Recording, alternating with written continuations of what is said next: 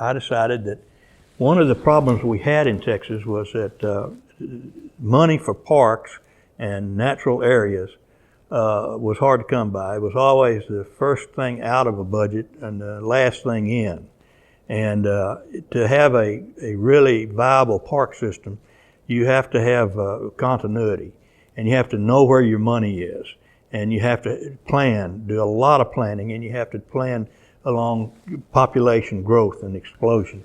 And the Land and Water Conservation Fund, which was started under the Eisenhower administration, and which Price Daniel, when he was in the Senate, had a hand in from Texas, because he passed the Outer Continental Shelf rules and regs for the development of oil and gas out there, and they dedicated that royalty money from the oil and gas in the Outer Continental Shelf. A good part of it was dedicated to the Land and Water Conservation Fund that was to be used for parks and was to be used for water development of water resources and that sort of thing. And nobody knew then how much money that was going to be brought in the Outer Continental Shelf, and it ended up, now it's bringing in a heck of a lot of money.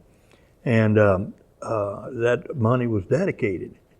Well, I got the idea of a dedicated fund from that we ought to have a state fund that we could match the funds that were available at the federal level. And so I came with this idea of a fund set up for that purpose. And I was lucky enough that about the time I proposed that idea, we had a big tax session, and nobody wanted to run with the tax bill, and Ben Barnes was the lieutenant governor at the time, and Bill Moore, who was a senior senator over there, who had run with tax bills in the past, was coming up for re-election, and he didn't want to run with it again. And so they came to me and asked me if I would run with it, and I said, "You bet I will." It just opened the door for me.